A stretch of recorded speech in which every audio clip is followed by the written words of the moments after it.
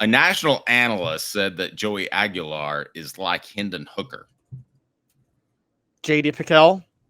JD Pickell. There you go. Yes, JD Pickell has recently said that Joey Aguilar is like Hendon Hooker. Now, more like Hendon Hooker than Nico Iamaleava. So let me get to his exact quote. He recently said, here's his exact quotes, and here's what he said all together. Joey Aguilar will have a better statistical season in 2025 than what Nico Iamaleava had in 2024. It's not that hard. Nico threw for 19 touchdowns last year, 5 interceptions, and it was good enough to get to the college football playoff. 2,600 yards, cool. But Joey Aguilar in a down year, quote unquote, at App State threw for over 3,000 yards and 23 touchdowns. Now, the down year part is that he threw double-digit interceptions last year. You've got to cut that down. Joey Aguilar, the thing I love about his game and the reason why I feel extra confident about him at Tennessee in this prediction, he's going to let it rip. Just personality-wise, the way he plays the game is different than Nico Iamaleava. Some of this could have been Nico's first year as a starting quarterback, all the hype, all the expectations at Tennessee. Maybe that wears on a guy, but Joey Aguilar is not afraid to cut it freaking loose.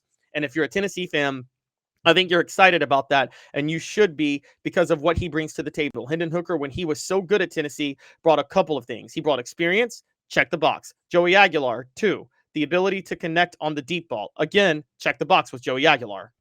So I'm not telling you Joey is going to be Hendon Hooker, but I am saying there are similarities to get excited about and some differences from what you had last year at the quarterback position. Should Tennessee as a program be able to win if Joey Aguilar is like Joe Milton? We know that the Tennessee's going to win if he's like Hendon Hooker. I mean, he had like, 5 million touchdowns, only 3 interceptions. But what if he's just like Joe Milton? Should the defense be good enough? Should the running game be good enough? Should the overall, and let's make that today's tough question. Does Joey Aguilar have to be Hendon Hooker for the Vols to win? I think you're at the point where, and listen, I was more critical of Joe Milton than most people. Would you agree with that? Yep. Okay. I think with his play, which was middle of the pack quarterback rating in the SEC, I think you should be able to win like that. Okay. Let's break down Joe Milton real quick, too, because we're forgetting this 2023 Tennessee football team. If Cooper Mays is healthy, they're beating Florida in the swamp, right? Right. Okay. That would speak to my point, overall roster depth.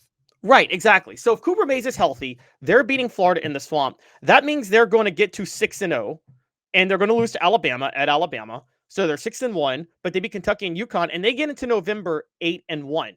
Now, yes, they lost back-to-back games to Missouri and Georgia, but like they're 8-1 in November, firmly in the college football playoff race with 2 big games against Missouri and Georgia. They moved the ball against Missouri, and if Brew McCoy stays healthy, I know they lost 36-7, which looks like a blowout, but if you go back and watch that game, Tennessee kept moving the ball, and the drives kept stalling. If they have Brew McCoy, those drives aren't stalling. And so there is, as crazy as it is, as bad as the blowout was, there is a legitimate argument that with a healthy Brew McCoy, they beat Missouri. And then they're hosting Georgia on November the 18th with a chance to win the SEC East and play for the college football playoff because it was still a 14 playoff with divisions during that time.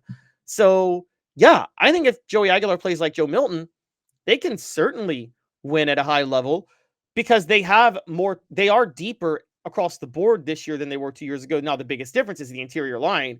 We just talked about Cooper Mays being out. Well, Cooper Mays is gone, as is Javonte Spraggins, as is Andre Carrick. So Tennessee's replacing their entire interior line, and that's one of the biggest questions. But yes, no, I think if Joey Aguilar is like Joe Milton, I think 9-3 is still on the table. And if Joey Aguilar is like Hendon Hooker, I mean, let's be fair, I think Tennessee could take one between Georgia, Alabama, and Florida, even though Florida's on the road. I think if Joey Aguilar is like Hendon Hooker, there's a very good chance they take 1 or even 2 of those games. I think the biggest question is, when you mentioned Cooper Mays and we talked about roster depth, where is this roster now? Because this is year 5. This roster should be fully built. It didn't take Nick Saban longer than 5 years. It didn't take Kirby Smart longer than 5 years. It should be at that point. So if a Cooper Mays were to go down now, this year, I know he's not on the team, who steps in for them? I remember a lot of Tennessee football teams under Philip Fulmer, who was an offensive line coach. I remember a lot of them losing an offensive lineman or 2 and not really noticing much of a difference. You noticed a big difference when Cooper Mays was out. You noticed a big difference when they had 2 offensive tackles that weren't experienced last year as well. Yes. There's still an issue where the roster, one, as you know, you can't load up on depth and talent the way Philip Fulmer could back in the day. Just this day and age of college football doesn't allow that because of NIL, funny enough.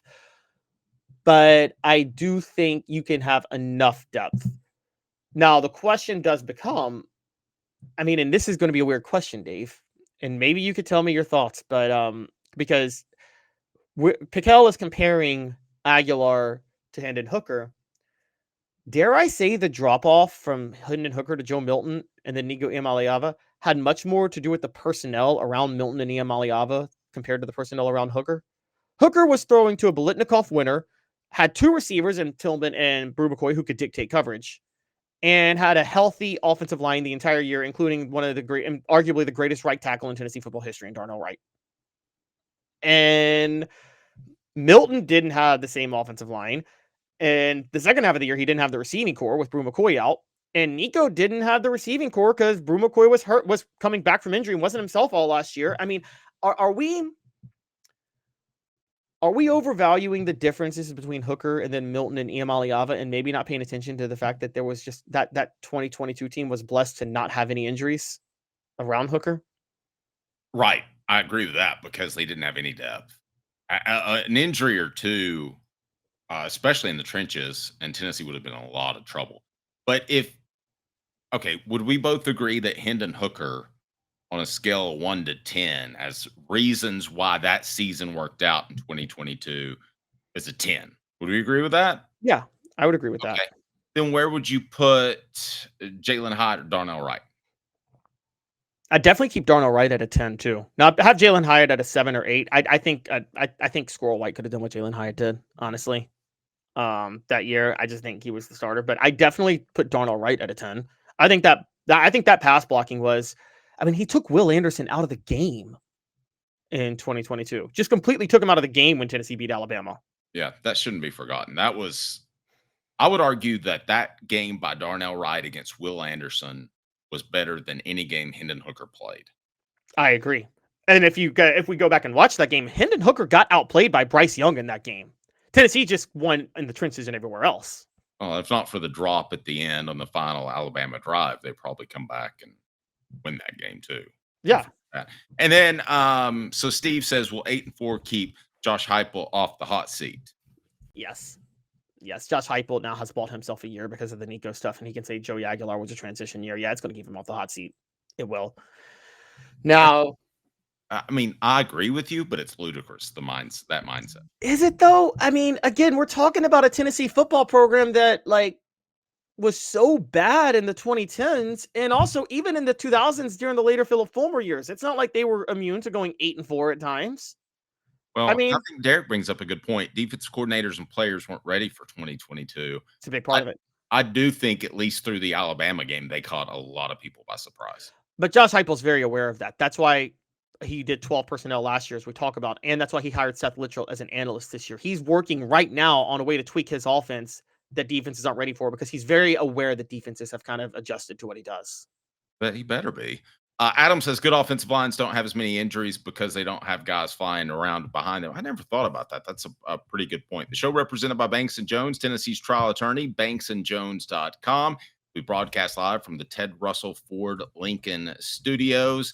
As Joey Aguilar, like Hendon Hooker, is that good or bad? Bank on it. It'd be fantastic, but I don't think it's necessary. Brought to you by Commercial Bank, member FDIC. Commercial Bank, they're fantastic. Life made better. Commercial Bank is your neighborhood bank. What makes us different from other banks? We understand that every customer has unique opportunities, challenges, and financial concerns. We don't expect you to fit into the same box as the next person or business.